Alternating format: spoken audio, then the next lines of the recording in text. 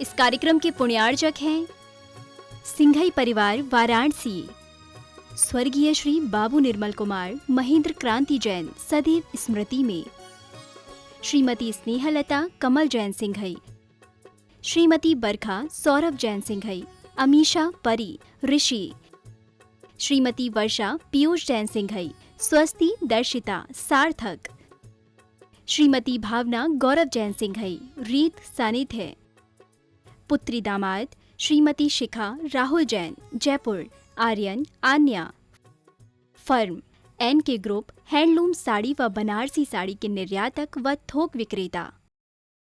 प्रवर्तक प्रखर वक्ता परम पूज्य 108 मुनिवर से प्रमाण सागर जी मुनिराज की जय जय जय।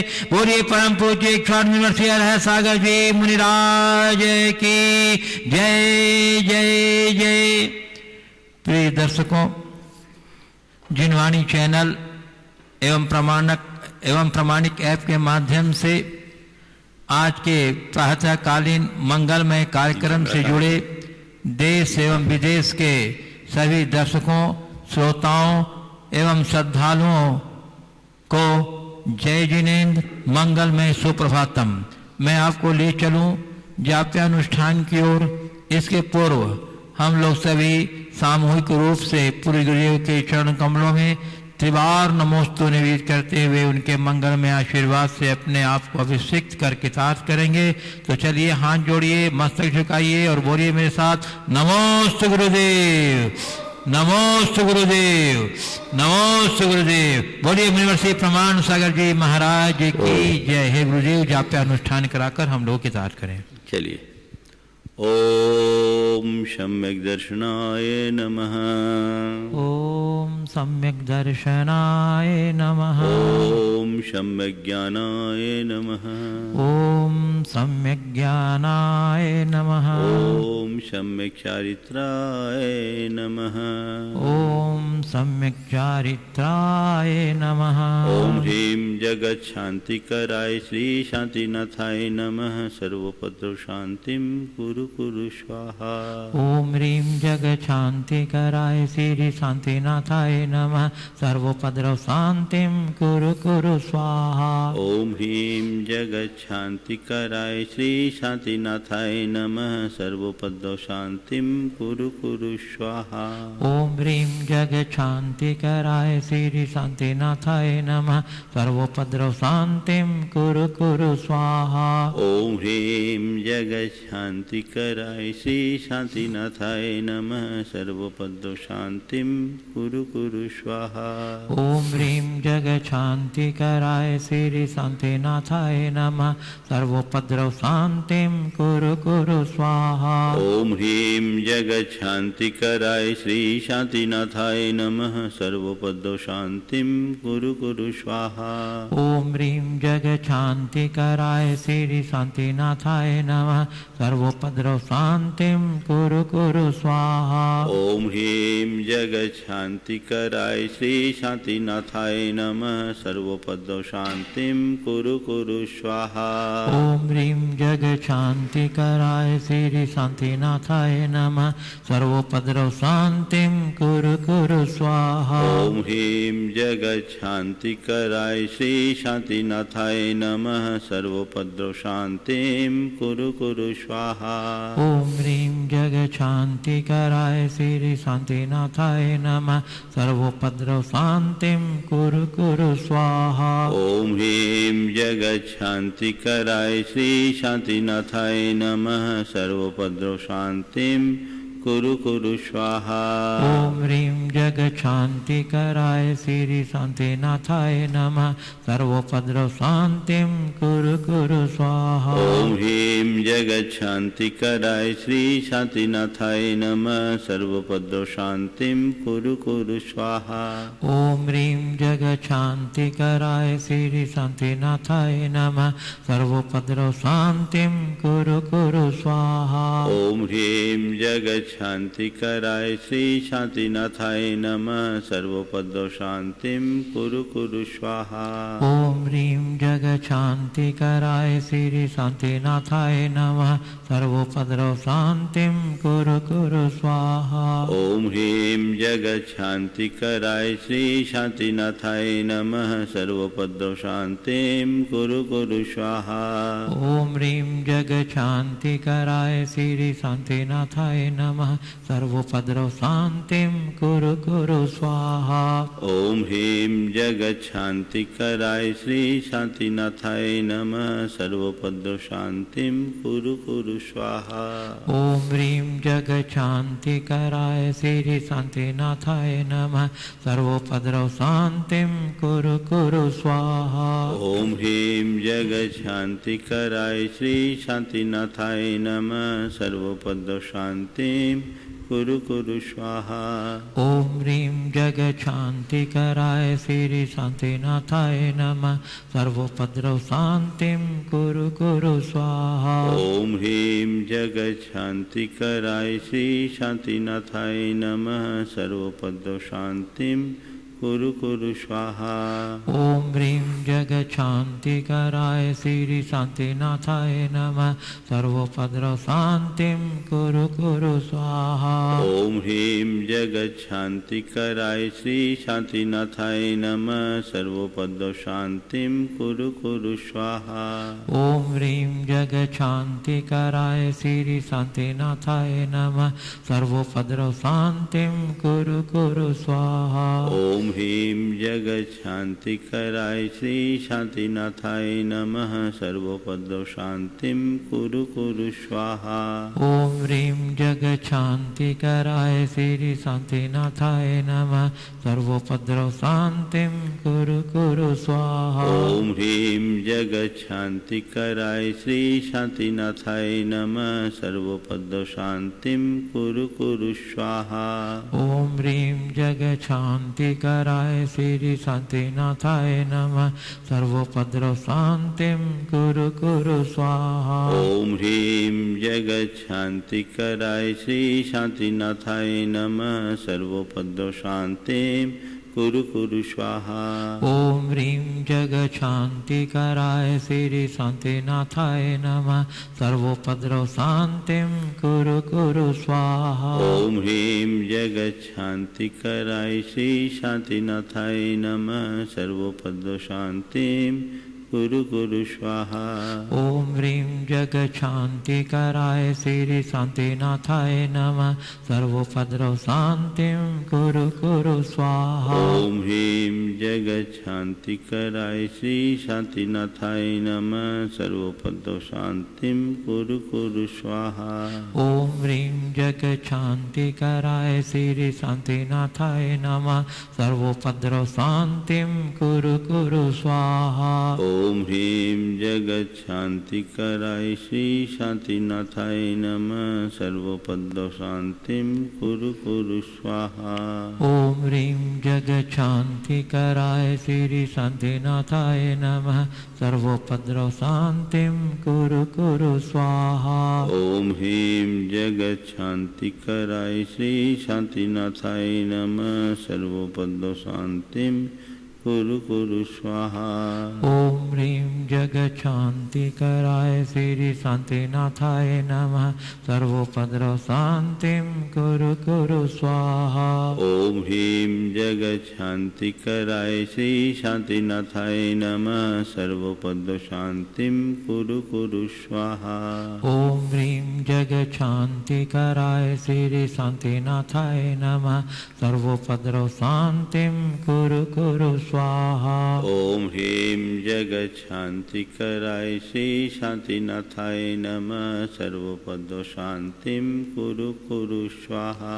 ओम ह्रीं जगच्छान्तिकराय श्री शान्तिनाथाय नमः सर्वोपद्रव शान्तिं कुरु कुरु स्वाहा। ओम ह्रीं जगच्छान्तिकराय श्री शान्तिनाथाय नमः सर्वोपद्रव शान्तिं कुरु कुरु स्वाहा। ओम ह्रीं जगच्छान्तिकराय श्री शांतिनाथाय नमः। सर्वोपद्रव शांतिं कुरु कुरु स्वाहा। ओम ह्रीं जगच्छान्तिकराय श्री शांतिनाथाय नमः। सर्वोपद्रव शांतिं कुरु कुरु स्वाहा। ओम ह्रीं जगच्छान्तिकराय श्री शांतिनाथाय नमः। सर्वोपद्रव शांतिं कुरु कुरु स्वाहा। ओम ह्रीं जगच्छान्तिकराय श्री शांतिनाथाय नमः। सर्वोपद्रव शांतिं कुरु कुरु स्वाहा। ओम ह्रीं जगच्छान्तिकराय श्री शांतिनाथाय नमः। सर्वोपद्रव शांतिं कुरु कुरु स्वाहा। ओम ह्रीं जगच्छान्तिकराय श्री शांतिनाथाय नमः। सर्वोपद्रव शांतिं कुरु कुरु स्वाहा। ओम ह्रीं जगच्छान्तिकराय श्री शांतिनाथाय नमः। सर्वोपद्रव शांतिं कुरु कुरु स्वाहा। ओम सम्यक् दर्शनाय नमः। ओम सम्यक् दर्शनाय नमः। ओम सम्यक् ज्ञानाय नमः। ओम सम्यक् ज्ञानाय नमः। ओम सम्यक् चारित्राय नमः। ओम सम्यक् चारित्राय नमः। जय बोलो देवादिदेव 1008 श्री शांतिनाथ भगवान की परम पूज्य आचार्य गुरुवर श्री विद्यासागर जी महाराज की जय। बोलिए परम पूज्य 108 मुनिवर श्री प्रमाण सागर जी महाराज की जय जय जय। प्रिय दर्शकों, मैं आपको लिए चलूं सूर्यदेव की मंगलमय देशना की और इसके पूर्व हम लोग सभी सामूहिक रूप से सूर्यदेव की चरण कमलों में त्रिवार नमोस्तु निधित कर आशीर्वाद ग्रहण करेंगे। तो चलिए हाथ जोड़िए, मस्तक झुकाइए और बोलिए मेरे साथ नमोस्तु गुरुदेव, नमोस्तु गुरुदेव, नमोस्तु गुरुदेव। हे गुरुदेव, अपनी मंगलमय देशना से संबोधन कर हम लोगों की तात करें। नमोस्तु गुरुदेव। सभी लोग महामंत्र के स्मरण के लिए अपना मानस तैयार करें।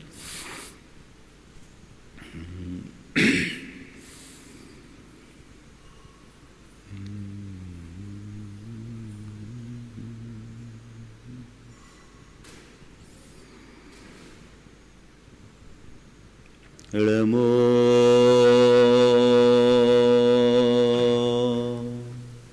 अरिहन्ताणं।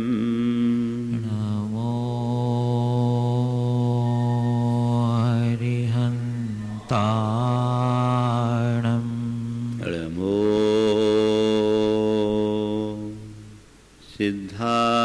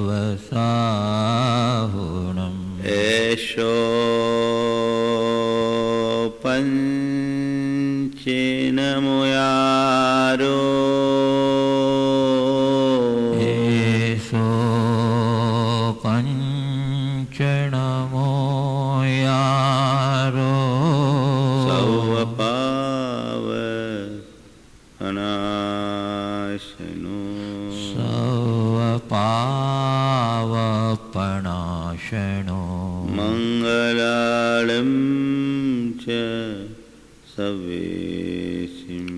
मंगलां च सवेसिं। पढ़मं ओ मंगल। पढ़मं होई मंगलम्। जय बोलो देवादिदेव खजराट श्री भगवान महावीर स्वामी की जय जय जय। अहिंसा परमो धर्म की जय जय जय। परम पूज्य आचार्य गुरुवर श्री विद्यासागर जी महाराज की जय जय जय। बोलिए परम पूज्य 108 यूनिवर्सिटी प्रमाण सागर जी महाराज की जय जय जय। नमोस्तु गुरुदेव नमोस्तु। शिष्य ने गुरु चरणों में अपनी जिज्ञासा प्रकट करते हुए पूछा, गुरुदेव मैं आत्मा को जानना चाहता हूँ। गुरु ने कोई जवाब नहीं दिया, वे मौन रहे।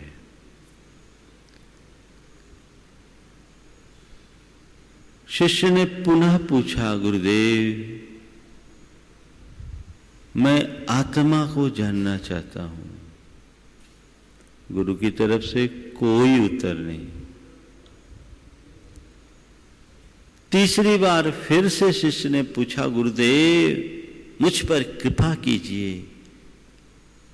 मैं आत्मा को जानना चाहता हूं। गुरु ने कोई जवाब नहीं दिया। अब की बार शिष्य ने गुरु के चरण पकड़ लिए, गुरुदेव मुझसे अपराध क्या हो गया, आप कुछ बोल क्यों नहीं रहे हैं? तो अब की बार गुरु ने अपना मौन खोलते हुए कहा, बस मैं इतनी देर से तो तुझे समझा रहा हूं, पर तू समझ ही नहीं पा रहा है, तो मैं क्या करूं? आत्मा को जानना है तो बस मौन हो जा, मौन हो जा। मौन हुए बिना आत्मा को जान पाना संभव नहीं है। सबसे मौन, सबसे विरत, सबसे अलग। जब तक तुम्हारा पर से संबंध और पर से संपर्क है, आत्मा के साथ केंद्रीकरण नहीं हो सकता। आत्मा के साथ केंद्रीकरण उन्हीं का होता है जो सब संपर्कों से मुक्त होकर सीधा आत्मा से आत्म संवाद करते हैं। आज गुरुदेव कुछ इसी आशय का मार्गदर्शन हम सबको दे रहे हैं। वे कहते हैं मौन के बिना मुक्ति संभव नहीं। मन बना लो, मौन के बिना मुक्ति संभव नहीं, मन बना लो। मौन एक बहुत बड़ी साधना है। सर्व साधनाओं में मौन को सिद्धि का आधार बताया। बिना मौन के कोई भी साधना फलीभूत नहीं हुई है। और मोक्ष मार्ग को प्रशस्त करने के लिए तो मौन बहुत ही अच्छा माध्यम है।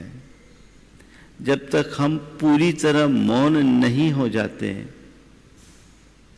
सच्चे अर्थों में हम अपनी आत्मा की उपलब्धि नहीं कर सकते। आध्यात्मिक जगत में तो मौन की महिमा है ही। अगर हम अन्य दृष्टि से देखें तो भी मौन की महिमा कम नहीं है। हर क्षेत्र में मौन की महिमा है, क्योंकि मौन एक प्रकार की निर्वृत्ति है। जब हम बोल चाल में मग्न होते हैं तो हमारा चित्त बाहर बटा होता है, वो एक प्रवृत्ति है। जब मौन हो जाते हैं तो हमारी सारी प्रवृत्तियां नियंत्रित होने लगती है। एक विचारक ने कहा कि वार्तालाप भले ही हमारी बुद्धि को मूल्यवान बनाता हो, पर मौन तो हमारी प्रतिभा की पाठशाला है। यथार्थ है ये। इससे हमारी प्रतिभा में निखार आता है। जब हम बोलते हैं तो उसमें हमारी बहुत सारी शक्तियों का अपव्यय होता है। इसलिए मौन रहने का अभ्यास करने की प्रेरणा सतत साधकों को दी जाती है। इसके बड़े लाभ हैं।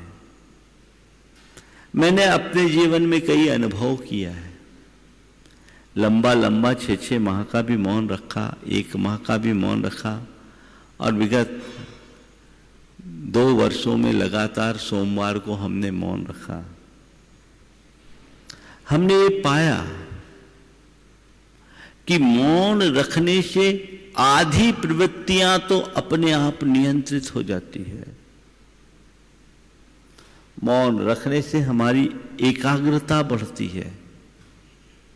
जब हम बोल चाल में मग्न होते हैं तो हमारा चित्त बंटता है।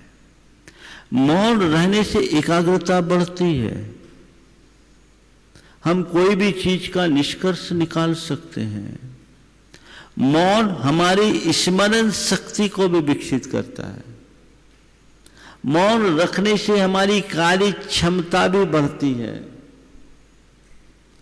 और मौन का एक लाभ मैंने ये भी महसूस किया कि वो हमारी सकारात्मकता और क्रियाशीलता को बढ़ाता है। जब हम मुखर होते हैं तो हमारा संपर्क केवल औरों से होता है। जब मौन हो जाते हैं तो हमारा संपर्क खुद से होता है।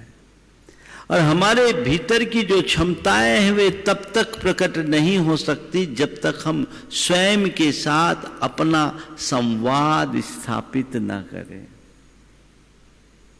अपना संवाद स्थापित करें। मैं जब पढ़ता था, सिद्धांत ग्रंथों का अध्ययन करता था, अध्ययन करते समय कहीं कोई बात उलझ जाए, अस्पष्ट रहे, तो मैं कुछ नहीं करता। कुछ देर के लिए ग्रंथ को विनयपूर्वक बंद करके आंखें बंद कर मौन हो जाता। मैं अपने अनुभव की बात आप सबसे बता रहा हूं। जब ऐसी कोई उलझन की बात आती, चीजें समझ में नहीं आ रही है, बार बार समझने की कोशिश कर रहे हैं लेकिन समझ में नहीं आ रही है, विनयपूर्वक ग्रंथ को बंद किया, आंखें बंद करके मौन निश्चेष्ट बैठ जाए। और मैंने पाया कि 5-7 मिनट में ही अपने आप हमें समाधान मिल जाता था। आज भी जब मन में कोई दुविधा होती है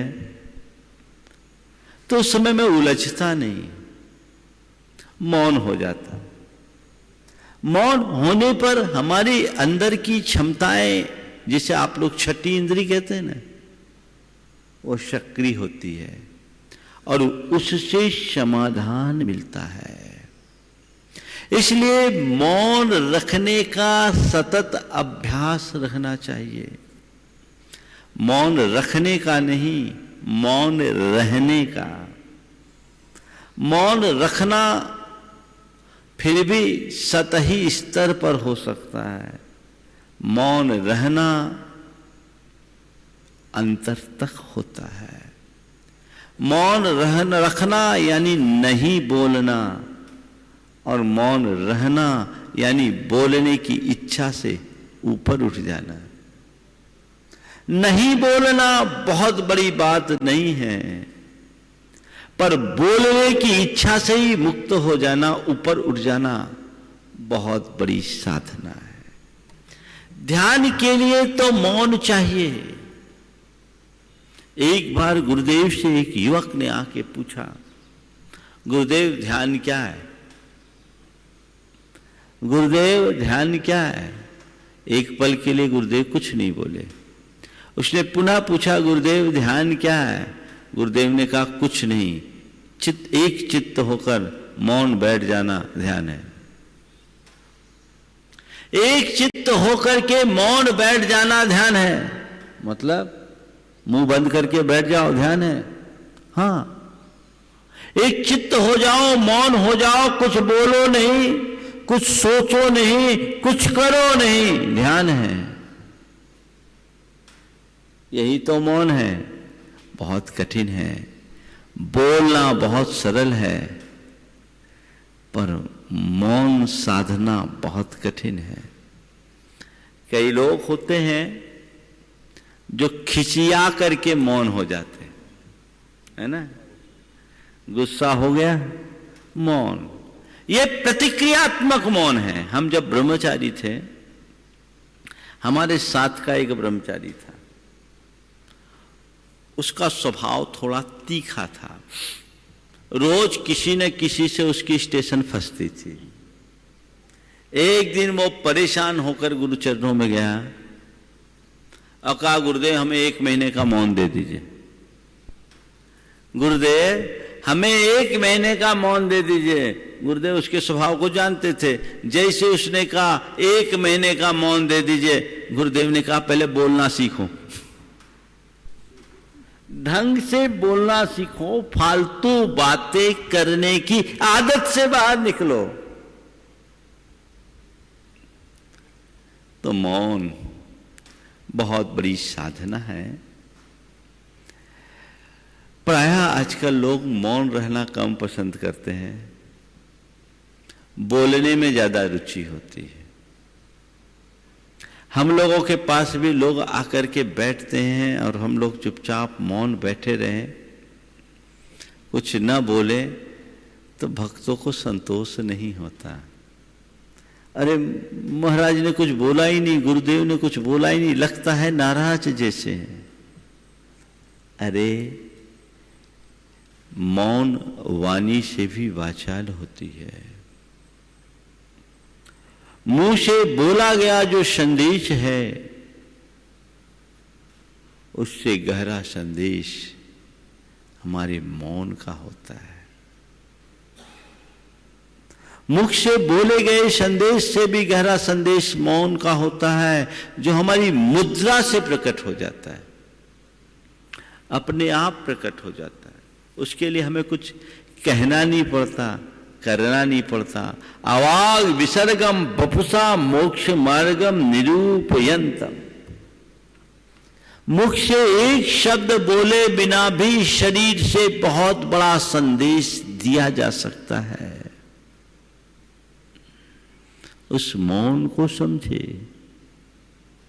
हम पूरी प्रकृति को निहारे, सारी प्रकृति मौन है। सूरज मौन है, चंद्रमा मौन है, सितारे मौन है, आकाश मौन है, पेड़ मौन है, पौधे मौन है, पर्वत मौन है, नदियां मौन है, झरने मौन है।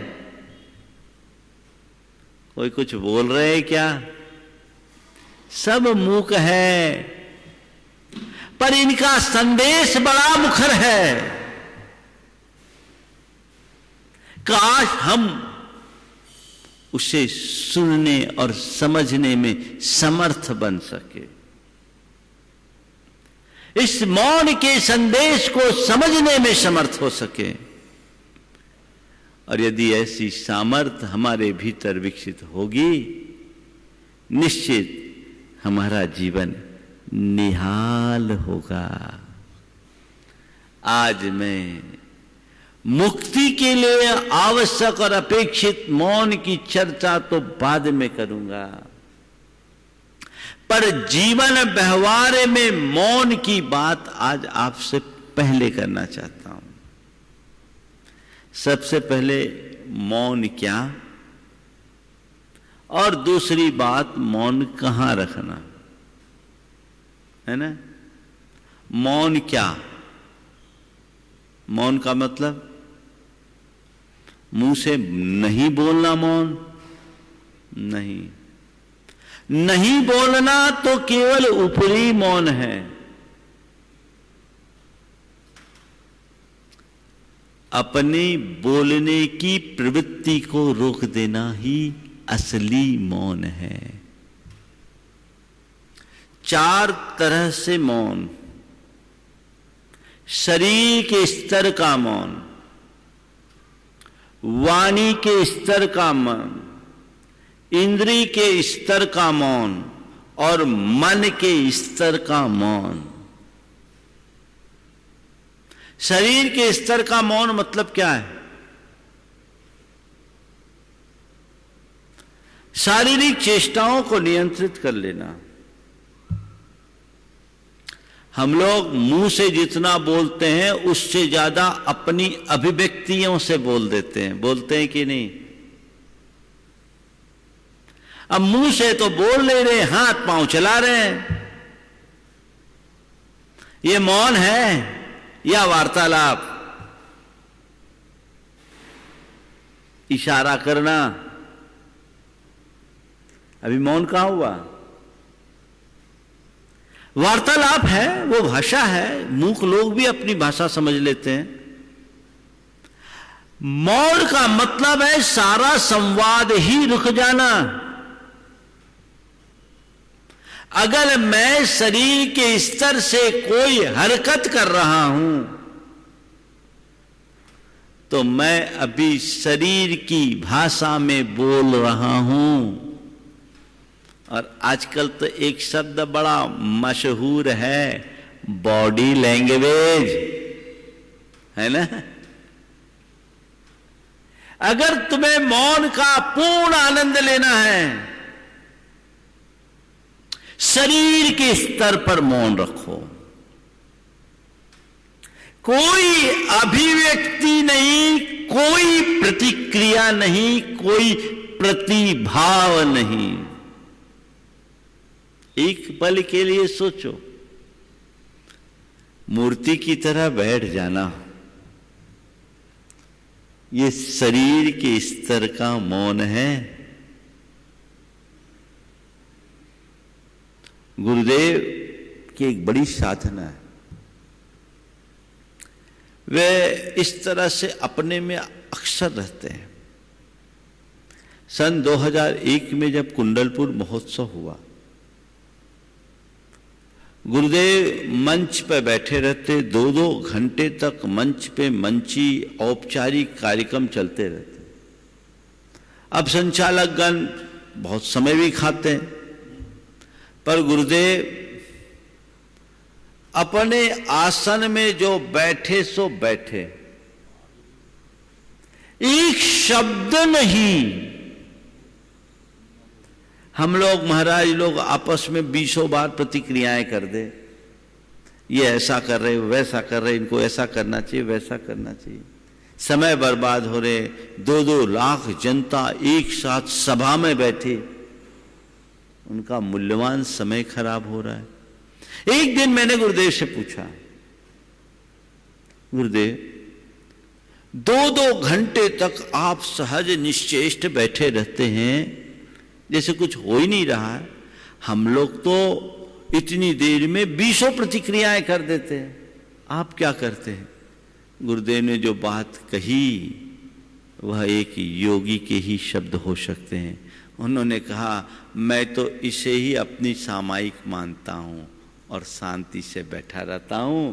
आत्मा का काम जानना है, देखना है। जब मेरा नंबर आएगा, मुझसे निवेदन करेंगे तो बोलूंगा, अभी क्यों विकल्प करूं? बात समझ में आ रही? एक बहुत बड़ी साधना है ये।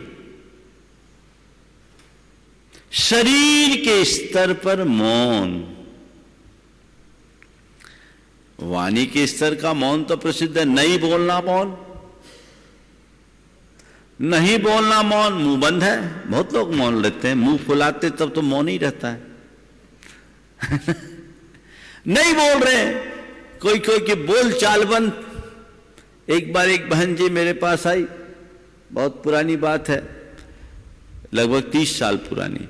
महाराज जी हमें आपकी पीछी चाहिए, महाराज जी हमें आपकी पीछी चाहिए। हम बोले तुम्हारी उम्र नहीं दिख रही है, पीछी नहीं ले सकती, इतनी कम उम्र में तुम ये नियम नहीं साध पाओगे जो हमारे पीछे को ले। नहीं महाराज, हम लोगों की तो 6-6 महीना एक दूसरे से बोलचाल ही नहीं होती। हमने कहा फिर तो और नहीं मिलेगी, पहले बोलचाल सीखो। अब बताओ ये जीवन का क्या रूप है? नहीं बोलना केवल वाणी के स्तर का मौन है। ये क्रोध में भी होता है, क्षोभ में भी होता है, मायूसी में भी होता है, हताशा में भी होता है। पर वाणी का असल मौन कौन सा है? मुख से बोलने की इच्छा ही न रखना, कोई प्रतिक्रिया न देना, कोई प्रतिभाव प्रकट न करना, सहज शांत बैठ जाना, ये वचनों का मौन है, वाणी का मौन है। तीसरा है इंद्रिय का मौन, अर्थात इंद्रियों का अपने विषयों की तरफ न भागना, तटस्थ बने रहना। आप आंखों से भी बोलते हो, कान से भी बोलते हो, नाक से भी बोलते हो और स्पर्श से भी बोलते हो, और जिह्वा से तो बोलते ही बोलते हो। क्यों गलत बोल रहा हूं? आंखों ही आंखों में इशारा हो गया है ना। आंखों की बातें बड़ी बड़ी गहरी और तीखी होती है, तो ये क्या है? अगर मैं मौन हूं तो मेरी आंखें भी मौन हो, बस सहज देखे, कोई प्रतिभाव नहीं, कोई प्रतिक्रिया नहीं। भगवान को देखो, मौन की मूरत है, चारों स्तर का मौन है वहां। आंखें मौन, कान, किसी बात को सुनने की इच्छा अगर मेरे मन में प्रबल हो रही है तो कान अभी मुखर हैं, मौन नहीं। गंध आए सहज भाव से लो और छोड़ो, कोई बात नहीं, पर किसी चीज की गंध लेने की इच्छा मन में जग रही है तो गंध का मौन कहां? किसी के स्पर्श की चाह अगर अंदर से जग रही है तो स्पर्श का मौन कहां? हमारी जो इंद्रियां जब तक वे तटस्थ ना हो तब तक इंद्रियों का मौन नहीं। इंद्रियों में तटस्थता आए, ये इंद्रिय का मौन है। और इससे ऊपर है मन का मौन। मन का मौन मतलब सब प्रकार की इच्छाओं से उपरत हो जाना, किसी और से कोई संवाद ही नहीं, चित्त का चेतना के साथ केंद्रीकरण होना मन का मौन है। और ये मन का मौन ही परम ध्यान है। मन को मौन कर लो तो सब मौन सध जाएगा। फिर इंद्रियां भी मौन, फिर वाणी का भी मौन, और फिर शरीर का भी मौन, क्योंकि स्विच ही ऑफ हो गया है।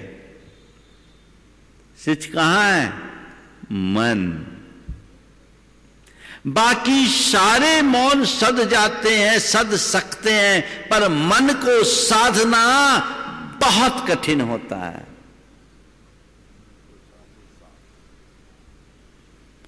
संत कहते हैं मन को साधो, उसे साधने का अभ्यास करो।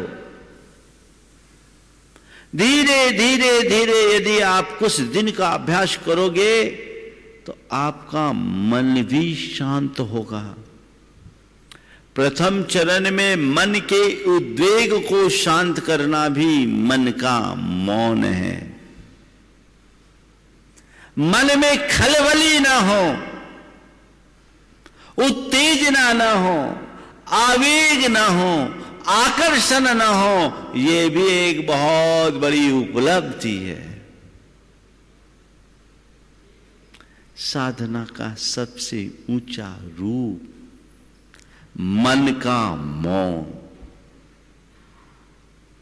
मन मौन हो गया, हमारी जीत हो गई। यथार्थतः बोलूं तो मन के मौन होते ही मन की मौत हो जाती है।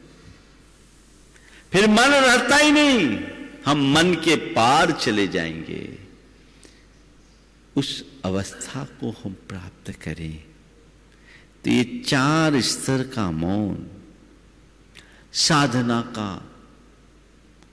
सबसे बड़ा आलंबन या आधार है। सिद्धि तभी होगी हम चारों स्तर पर मौन रखें। आप लोगों के लिए ये बातें थोड़ी कठिन लग रही होगी, लेकिन ऐसा नहीं है। आप 24 घंटे ऐसा कर सको, बहुत अच्छी बात, पर ऐसा करोगे तो घर से बाहर आना पड़ेगा। पर कुछ समयों में तो आप करो। समझ गए? मौन एक संयम है। प्रथम चरण में आप वाणीगत मौन तो अपनाएं,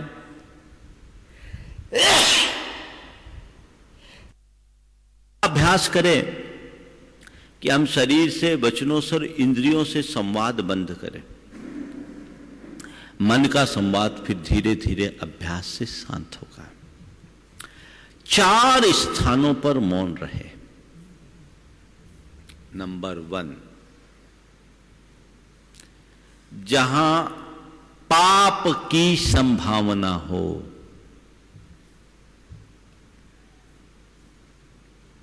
जहां पाप की संभावना हो, चुप हो जाओ, बोलो ही नहीं, मतलब ही नहीं रखो। क्यों? बोले कि फंसे। यहां मुझे बोलना ही नहीं है। जहां पाप की संभावना हो, वहां मौन धारण करने का संकल्प लो। कर सकते हैं, इसमें तो कोई कठिनाई नहीं। देख रहे हैं पाप कार्य का निमित्त आया है, लोग उसमें रुचि ले रहे हैं, रस ले रहे हैं। जो ले रुचि, जो ले रस, वे सब अपने अपने तरीके से चले, लेकिन मुझे इसमें रुचि नहीं रखना। एक मुनिराज ध्यान में मग्न थे।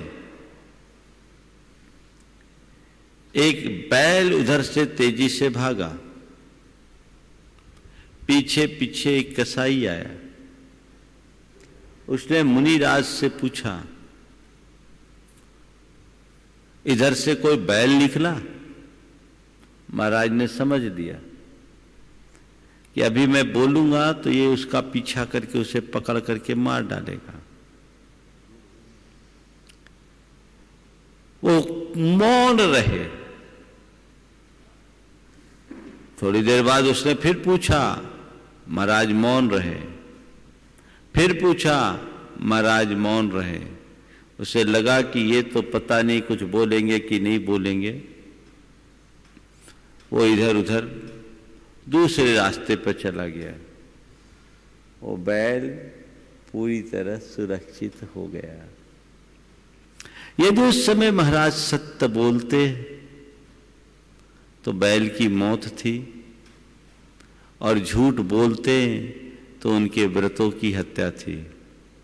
उन्होंने मौन रह करके दोनों को संभाल लिया। बात समझ में आ रही? जहां पाप की संभावना दिखे, ना आप सम्मति दो ना असम्मति, मौन एक अभ्यास बनाना है। पाप के कार्यों से मुझे कोई प्रयोजन अब नहीं है, पर पाप कार्यों में मौन तो दूर की बात, बिना मतलब के लोग पापपूर्ण सलाहें देने लगते हैं। हमारे शास्त्रों में इसे पापोपदेश नाम का अनर्थ दंड कहा है। ये हमारे जीवन के लिए महान दुखदाई है, अभिशाप है। क्यों? हम इतना अभ्यास बनाए जहां पाप की संभावना हो वहां मौन, कुछ नहीं बोलना, दूर हट जाना। नंबर 2,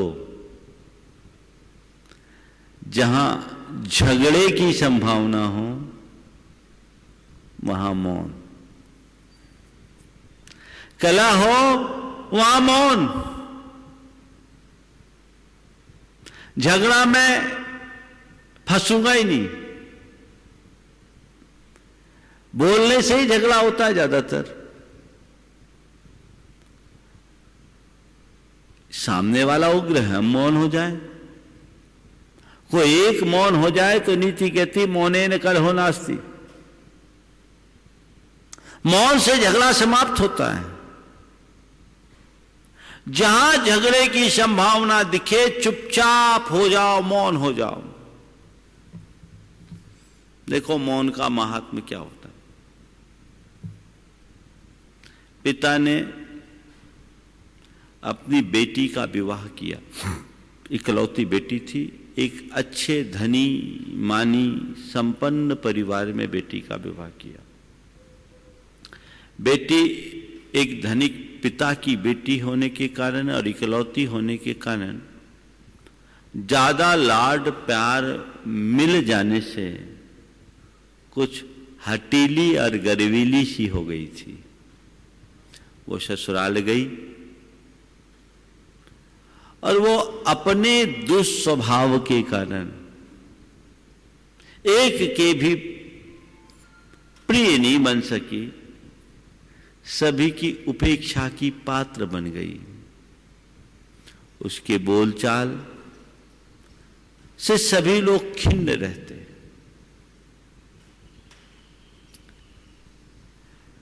परेशान हो गई। उसने अपने पिता को पत्र लिखा और कहा कि मुझे यहां अच्छा नहीं लग रहा है, आप मुझे बुला लो। पिता ने उसके भाई को लेने के लिए भेज दिया। भाई जैसे ही लेने के लिए आया, घर के लोग तो सब मानो मौका ही देख रहे थे कब ये बला टले। बला ही बन गई। साहब ने राजी खुशी उसे विदा किया। रास्ते भर वह अपनी ससुराल की बुराई करते रही। घर आई, पिता ने अपनी बेटी को गले लगाया, बिठाया, ससुराल के बारे में बातचीत की। पिता और पुत्री के मध्य जो बातचीत हुई वो इस प्रकार थी। पिता ने पूछा, बेटी ससुराल कैसी है? बोले ससुराल क्या है, एक साक्षात नरक। ससुराल क्या है? साक्षात नरक। अच्छा, तुम्हारे ससुर कैसे हैं? बोले पक्के राक्षस। तुम्हारी सासू कैसी है? नंबर 1 की चुड़ैल। ठीक। तुम्हारे जेठ कैसे हैं? तुम्हारे जेठ कैसे हैं? नंबर 1 के मक्कार। तुम्हारी जेठानी कैसी है? लगता है पिछले जन्म की डाइन रही होगी। तुम्हारी ननद कैसी है? नंबर 1 की चुगलखोर। तुम्हारा देवर कैसा है? पक्का आवारा लफंगा। और हमारे दामाद कैसे हैं? बिना पेंदी का लोटा। दामाद कैसे हैं? बिना पेंदी का लोटा।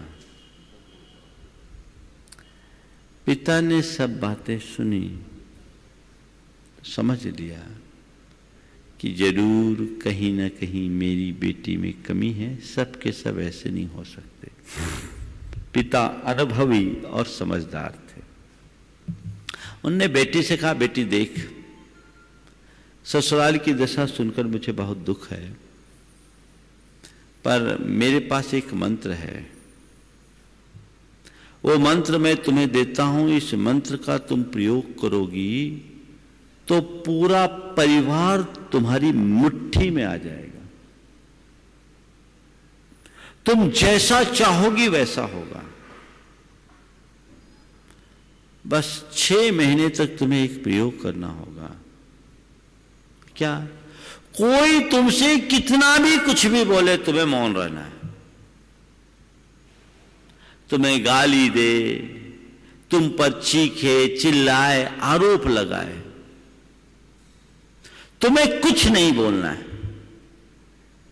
उसने भी सोचा केवल 6 महीने की तो बात है, अब पापा अगर बोल रहे, पिताजी अगर बोल रहे तो सही बोल रहे। उसने पिता की बात को स्वीकार लिया और पिता ने एक मंत्र से दे दिया। लड़की वापस ससुराल आई। बिना बुलाए आई इस बहू को देखकर कुछ पल तो लोगों में थोड़ी सी असहजता सी हुई, लेकिन अब आ गई सो आ गई। लेकिन लोगों ने देखा कि इस बार तो उसका व्यवहार बिल्कुल उल्टा दिख रहा है। अपना काम से काम करती है, जो ऊल जुलूल बकने की आदत थी, उल्टी सीधी बातें करने की प्रवृत्ति थी, वो सब बिल्कुल दिख ही नहीं रही है। बड़ी सहज और शांत है। थोड़ी देर में घर में लगा, आपकी बात चमत्कार दिख रहा है, ये तो बहू तो बिल्कुल बदल गई है, एकदम गजब, ये तो हमेशा आग उगलने वाली इतनी शांत मूर्ति हो गई। बहू ने भी देखा, सोचा मंत्र काम कर रहा है और इसका अच्छे से अभ्यास करना चाहिए। वो और तत्परता में लग गई। धीरे धीरे धीरे धीरे लोगों की धारणा बहू के प्रति पलटने लगी कि नहीं, ये तो बड़ी शांत हो गई है, बड़ी सुशील हो गई है, बड़ी कार्यकुशल हो गई है, जिम्मेदारी को समझने लगी है। बहुत अच्छा, बहुत अच्छा। कल तक लोग उसकी आलोचना करते थे, अब उसकी प्रशंसा होने लगी। कल तक कोई उससे बात करना नहीं चाहता था, अब हर कोई उससे बात किए बिना नहीं रहता था। अब स्थिति ये बनने लगी, 6 महीने हुए और 6 महीने में ही उसकी घर की स्थिति ऐसी बन गई कि अब उससे पूछे बगैर कोई निर्णय ना हो। 6 महीने बाद उसका भाई उसे लेने के लिए आया। अब की बार कोई भेजना तो नहीं चाहते थे, लेकिन भेजना जरूरी था। गए, विदा किया। रास्ते भर ससुराल की प्रशंसा करते रह गए। घर आई, पिता से मिली। इस बार भी पिता और पुत्री के मध्य जो संवाद हुआ वो इस प्रकार था। पिता ने पूछा, कैसी लगी बेटी इस बार ससुराल? इस बार बोले, पिताजी ये साक्षात स्वर्ग। अच्छा, तुम्हारे ससुर जी कैसे हैं? एकदम देवता, मेरे लिए तो पिता तुल्य है। तुम्हारी सास उन्हें मां से ज्यादा प्यार देती है। तुम्हारे जेठ, उनमें बड़ी भैया की झलक दिखने लगी। और जेठानी मेरी बड़ी दीदी जैसी है।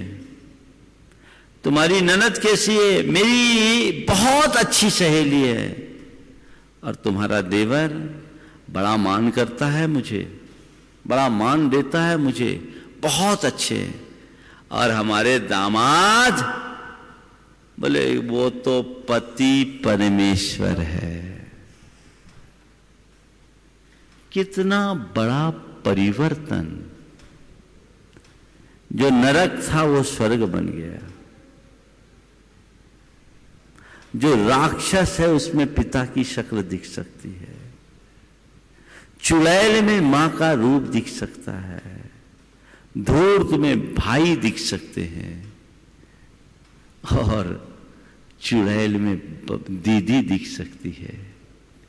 बिना पेंदी का लोटा पति परमेश्वर बन सकता है। ये दृष्टिकोण अंतरपन में जगना चाहिए। जहां ऐसा हो मौन हो जाओ, तुम्हारी सकारात्मकता बढ़ेगी और घर परिवार में सकारात्मकता का वातावरण बनेगा। बहस मत करो, झगड़े से बचो। ऐसी स्थिति में बोलने से बकवाद ही होता है और व्यर्थ का बकवाद होता है। वहां से बच के निकल जाना चाहिए।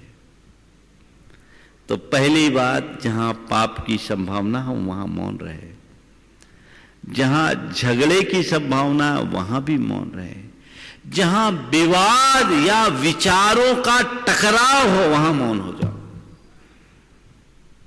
वैचारिक टकराव, मौन, दिख रहा है कि सामने वाले की विचारधारा मुझसे भिन्न दिख रही है, मैं जो सोच रहा हूं वो कुछ और सोच रहा है, तो विचारों को थोपने की कोशिश मत करो। तटस्थता से एक तरफ निकल जाओ। मौन, ठीक है, मेरी न सम्मति न असम्मति, तुम जानो, तुम्हारा काम जानो। नहीं, उसको तो समझाना चाहिए। समझना चाहे उसे ही समझाने की कोशिश करना, ना समझो को समझाना अपनी नासमझी को प्रगटाना है। बुंदेलखंड में कहावत है, मूर्ख को समझाओ ते ज्ञान गांठ को जाए, है ना।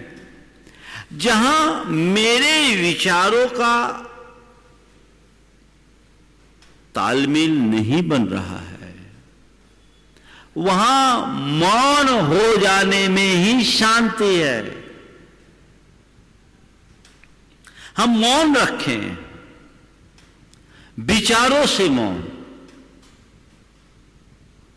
तब हम अपने जीवन को सुखी बना सकेंगे।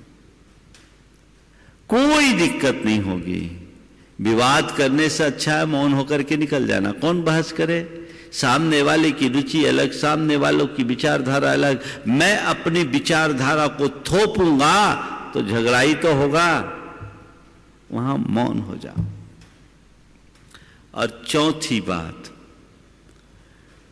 जब कभी आप दुविधा में फंसे दिखो, मौन हो जाओ। आपको दुविधा दिख रही है, मन में संशय दिख रहा है, मौन हो जाओ। क्योंकि उस समय आप अगर कुछ भी प्रकट करोगे तो गलत होगा, ये परिणाम आ सकता है। इनसे अपने आप को बचाने का अभ्यास कीजिए। मौन रखेंगे तभी जीवन की सुरक्षा होगी। एक व्यक्ति एक तालाब के किनारे पहुंचा, देखा कि हजारों की संख्या में मछलियां तालाब के पानी में तैर रही है।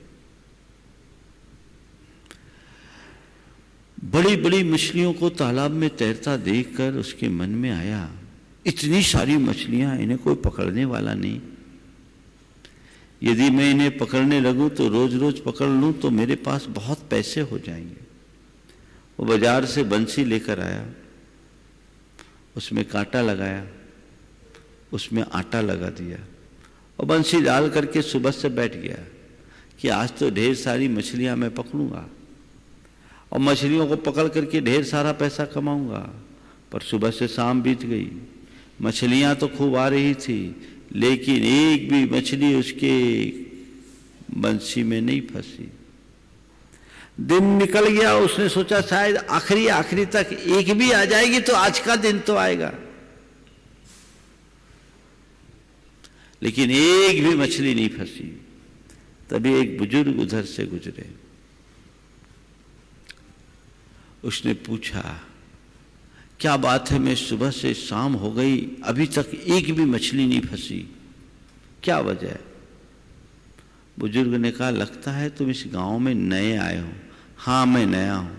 ओह तभी। उसने पूछा, ओह तभी का मतलब क्या? बोले, तुम्हें पता नहीं, आज से कुछ दिन पहले यहां एक संत महात्मा आए थे, उन्होंने मौन का उपदेश दिया था, मौन रहने का उपदेश दिया था। और मौन रहने का उपदेश देने के बाद संत चले गए। ये मछलियों ने तब से मौन धार लिया है। इन मछलियों ने भी उस उपदेश को सुना और तब से मौन धार लिया। मछलियां आती है, मौन रहती है, तैरती है, आनंद लेती है। अब मुंह खोले तब तो तुम्हारे उस आटे में फंसे। ये सब मौन रखती है और दिन भर तालाब में तैरती है, तट पर आती भी है तो कुछ खाने के लिए नहीं, केवल प्रवचन सुनने के लिए। रात होती है तो मध्य में जाकर गहरे पानी में उतरकर विश्राम करती है। ये मौन है, इसलिए बची है। अगर मौन तोड़ दे तो आज फंस जाए। मुझे नहीं मालूम ऐसा कहाँ हुआ, पर मैं इतना ही जानता हूं, जितनी भी मछलियां हैं अगर मौन रख ले तो कभी नहीं फंस सकती, और मौन तोड़ दे तो जंजाल में जरूर फंसेगी।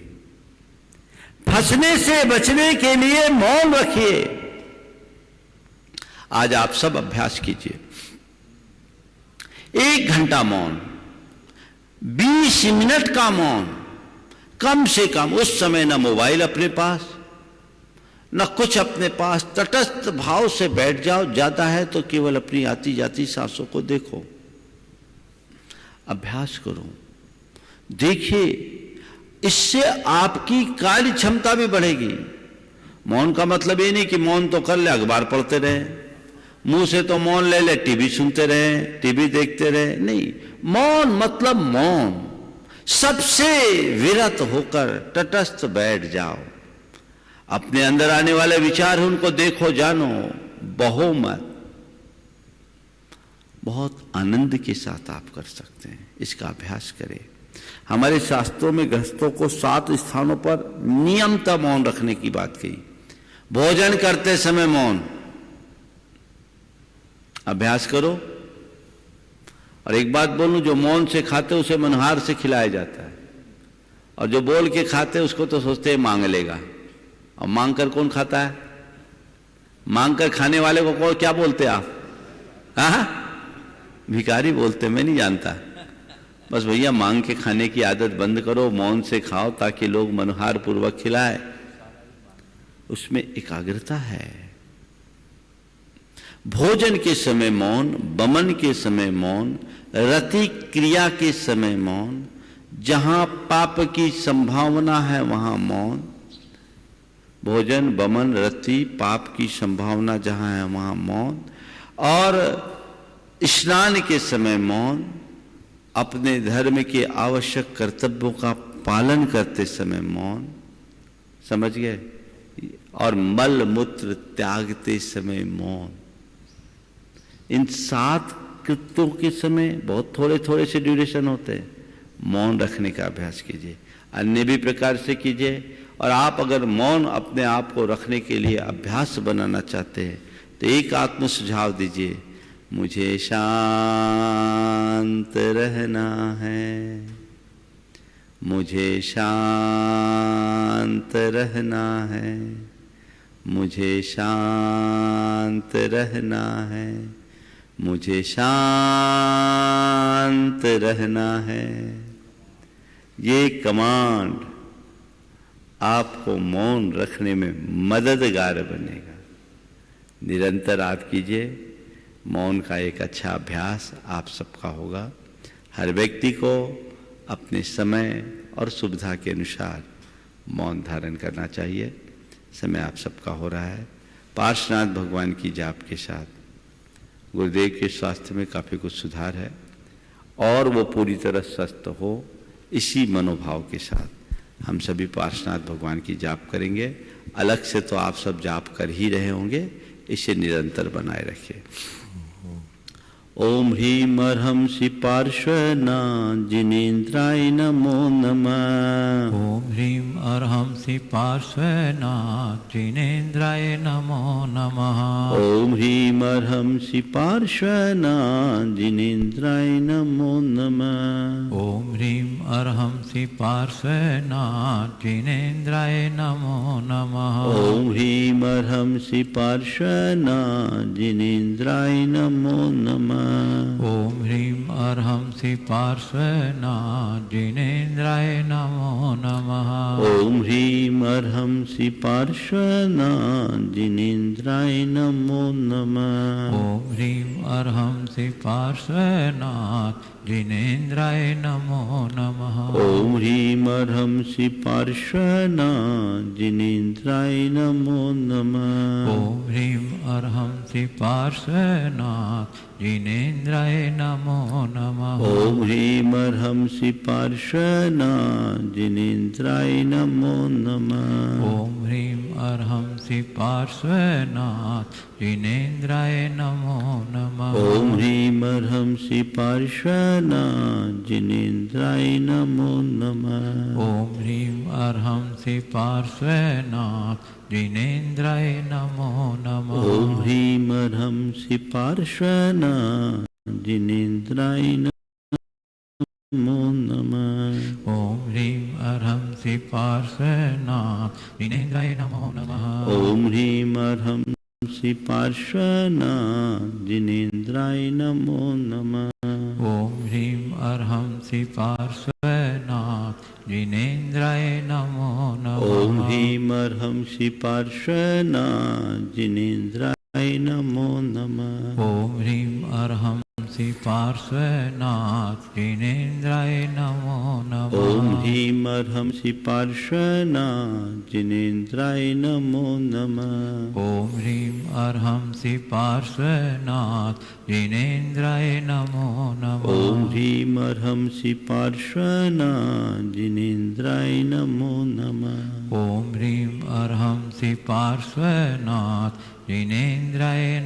नमः। ओम ह्रीं अर्हंसि पार्श्वनाथ जिनेन्द्राय नमो नमः।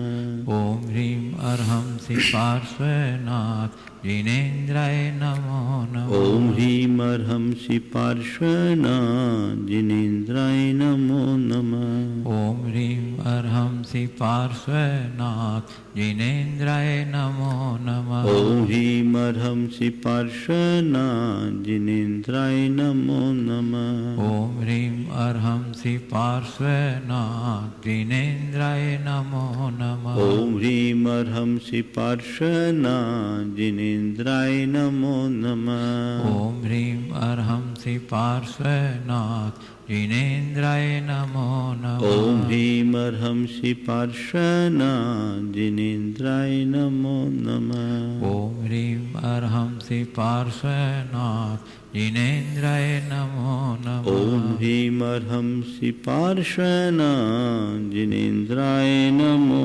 नमः। ओम ह्रीं अर्हंसि पार्श्वनाथ जिनेन्द्राय नमो जय बोलो नमः। चिंतामणि श्री पार्श्वनाथ भगवान की जय। परम पूज्य आचार्य गुरुवर श्री विद्यासागर जी महाराज राज की जय। बोलिए परम पूज्य 109 वर्षीय प्रमाण सागर जी महाराज की।